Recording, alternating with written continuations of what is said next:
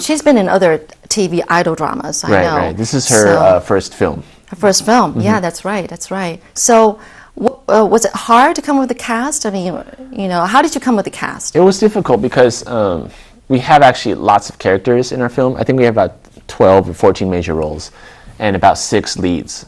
It was tough because what we kind of started out thinking was that, well, we're not going to look just for all stars or professional actors, that we would just, anyone that would fit the role, we would use them, regardless of what their background was. So what's interesting, I think, about our film is that it's like a strange mixture. You have these, for instance, we have Frankie Gao Lingfeng, who plays one of the leads, and he's a famous pop star, but he hasn't done many films before. And then he plays against some actors who have never been in a film. They aren't even actors that we found on the street. And then you have someone like Amber, who is a pop star primarily, who's never done a film, coupled with someone like Joseph Chang, who's been in a lot of films. So what's interesting with us is just that it's a strange mixture, I think. And I think what's nice about it is that the film kind of makes everyone even again. Like, you don't really feel like you're watching movie stars with non-movie stars. You just feel like you're watching characters. And I think that was what was very hard for us to achieve in casting, was to find all the right actors for these characters, so that you would feel like there aren't actors. You only feel like it's just a world full of these characters. So that took us a very long time. I think from when we started casting to when we finally got the last role, I think it was about half a year. So. Oh, really? Yeah, about 6 months. Actually, that's really the most difficult part, is to come with the cast, is it? It's tough, yeah, because they have to be right. If you cast the wrong person, there's nothing you can do. It can really destroy your film, because if you cast the wrong person, nothing else you do can fix it. It's there. If they're wrong for it, they're wrong for it. So, we spent a lot of time, especially to find Susie, the character Susie, who Amber plays.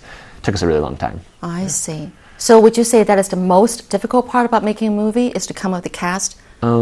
It's one of them. I think there's actually a lot of difficult parts, but casting is a very important part, I would say. I think some things you can get away with, like you have a couple bad shots in the film, you can edit those out. You have a couple, scenes that don't work. Some of the writing's not good.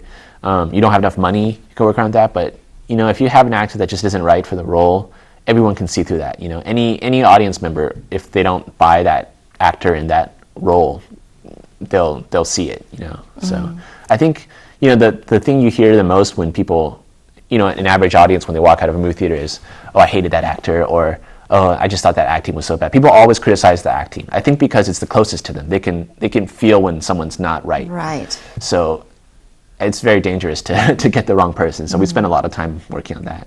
Yeah. I heard that, if, let's say, you try to get an idea across to one of your actors, and he or she just wasn't getting it. And you said that, unfortunately, you would just have to find somebody else. Did you have to do that for this movie? No, we were very lucky in that, that happened to us during the casting process. Like, we almost cast a few people, and then, basically, before we started shooting, we thought about it, and just it wasn't really working. And so we had to look for other actors.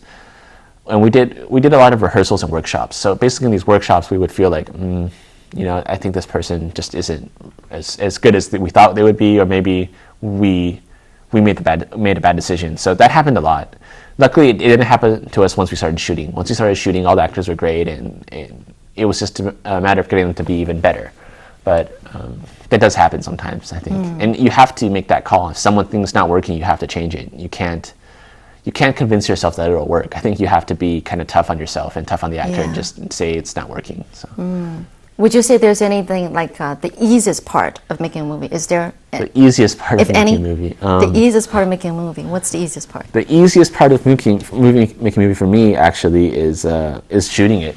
I love shooting. So, production, it's tough. You're tired and there's a lot of stress, but you're surrounded by people. You're surrounded by 50 people who are helping you to make a movie. So that part is tough physically, and it's tough. It's a little tough emotionally, but at least you feel like you have all these people to support you, and you're really making a movie. And every day you're doing something. Every day you're getting shots, and every day you're coming closer and closer to having a movie. So I don't know if I would say the easiest part, but that's definitely the part that feels like, That's your favorite part? Yeah, exactly. Oh, okay.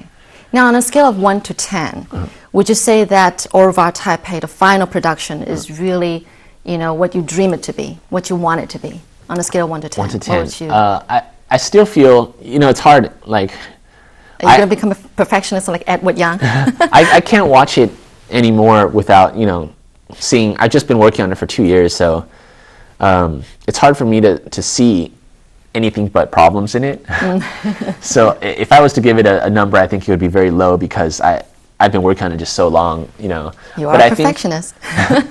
But I think what was great when we went to Berlin, the audience really responded to it. So I can say that I think objectively that people do like the film a lot, and some people really love the film. So I think that's true. For me, though, I'm always going to see the problems with it, and always feel that I could have done this better, and I think that's part of it. And then maybe in a couple years, once I've made some other films, I can look back at it and then give you a better answer. Okay. Well, the Government Information Office is rewarding you 1.5 million NT dollars, which is about 47,000 US dollars for winning an award. Yes. What are you going to do with that money? That money actually probably is going to go right back into our production.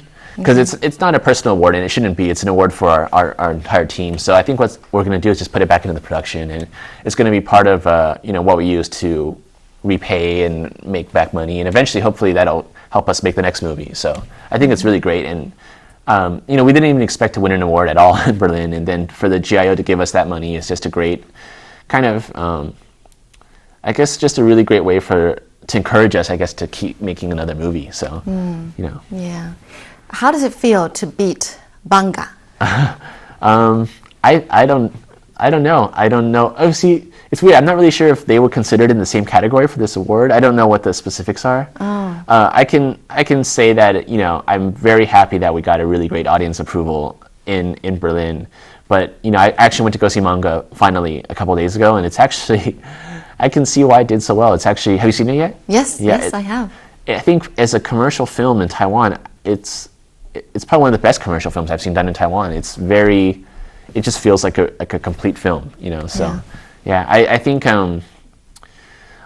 I'm really glad that audiences in the festival connected with us. But now I really hope that Taiwanese audiences connect to our film, kind of like what they did with Manga, because that'd be really great. Sure. And you're actually working on your next film, Nanjing East Road, right? What is that about? That's also another romantic comedy, I guess. Right, but it's set in the 80s in Taipei, and it's about the Taiwanese miracle, which is when the economy really took off. Yeah. So I think there's kind of a golden era of Taiwan where it felt like anything was possible because manufacturing was taking off, and it just felt like the world was kind of opening up. So it's a romantic comedy basically set in those couple years when Taiwan and Taipei was really becoming like a very global city. All right.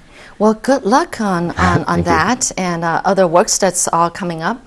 So it's really been a pleasure speaking with you and talking to you, Arvin. So thank you so much for watching Art Test Summit. I'm Shirley Lin.